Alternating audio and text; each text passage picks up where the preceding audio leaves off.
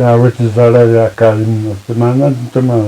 حاجي صاحب حاضر ما سره کول کړی غربت او رکشه تای لوبې په کاله کړې دي زما د ګران وطن په ګران ولس دې څه کړې دي زما د ګران وطن په ګران ولس دې څه کړې دي څو اولاده دي دغه دوه دي یو دغه د یو ښه دوی په وخت کې نه د ځینکې په شل ماته د زه دوايي پې راغلم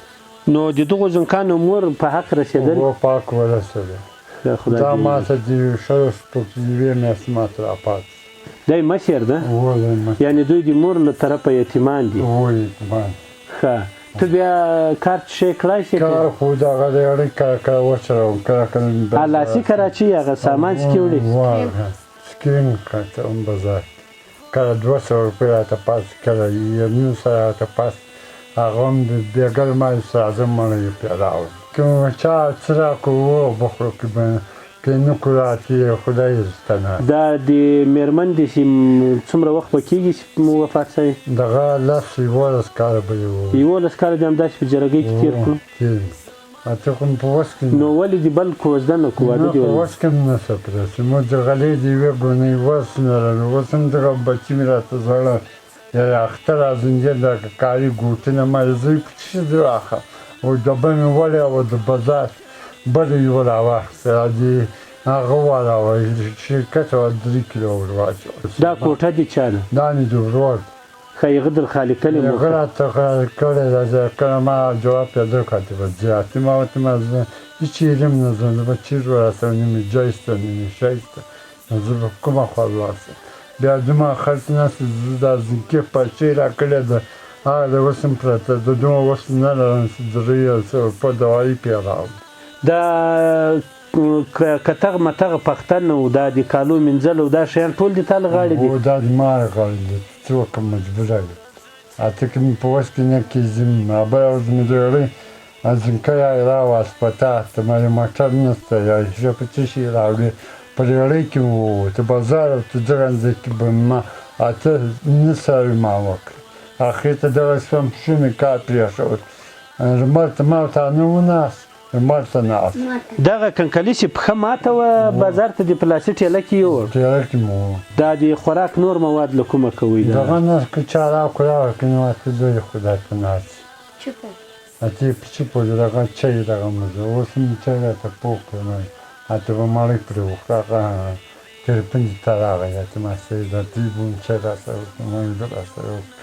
هېڅ شی نشته 10 کاله پرته له مېرمنې د 2 ماشومانو لویول هغه هم د یو ناروغ سړي لپاره دا بیخي یعنې د انسان تر وس تېره خبره ده چې خدای تعالی ځانګړی کومک نه ورسره وکړي دغه دوست غفار لاله د ژوند یو مخ ډېر مشکلاتو سره تقریبا تر اوسه وخته راوسېدلی موږ یې له احواله خبر سو ورته راغلو دی کاملا د همکاري او د مرستې او د لاسنیوي وړ څوک ده دغه 2 کوچنیان یې رالوی کړي دي دغه د 10 ورځو ورپاته سوی او دغه به په هغې وخت کې غالبا 2 کلن و یا 1.5 کلن دغسې شاوخوا به و نو د دغسې کورنیو دوامداره همکاري او لاسنیوی پکار ده موږ د یتیمانو ماشومانو د پالنې پروګرام پیل کړی ده هڅه به کوو چې بېوزلو او یتیمانو ته ځان ورسوو زموږ د دوست حاجي صاحب د مرستې یوه برخه مو تر دې کورنیو راورسوله نورو داسې کورنیو ته به مې انشاءالله الرحمن ځان رسوو خو ستاسو نورې همکارۍ ته م اړتیا ده تر څو پورې د دغسې کوچنیو ماشومانو چې د دوی ژوند خراب نه شي د دوی راتلونکی برخلیک خراب نه شي په بد وضعیت کې قرار ونه لري نو د دوی لاسنیوی به کوو تر څو پورې دوی په راتلونکي کې ښه سړي شي روغ سړي شي او د دې هیواد لپاره د خپلې کورنۍ لپاره کار وکړي نو له دې وروسته به یې همکاري کوو لاسنیوی به یې کوو او په ګډه به یې کوو انشاءالله الرحمن اوس مو یو څه اندازه خوراکي مواد ورته راوړو او دغو دواړو ماشومانو ته به د اختر د جامو غمه ور وخورو سبا به یې غفار لال ځان سره راولي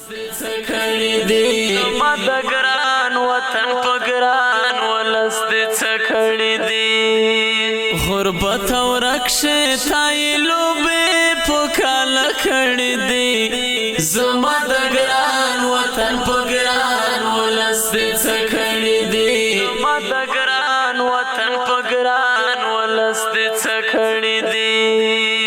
د غریبۍ نه یې کیسې وکړې د وږې خېټې ګیلې وکړې د وږې خېټې ګیلې وکړې د غریبۍ نه یې کیسې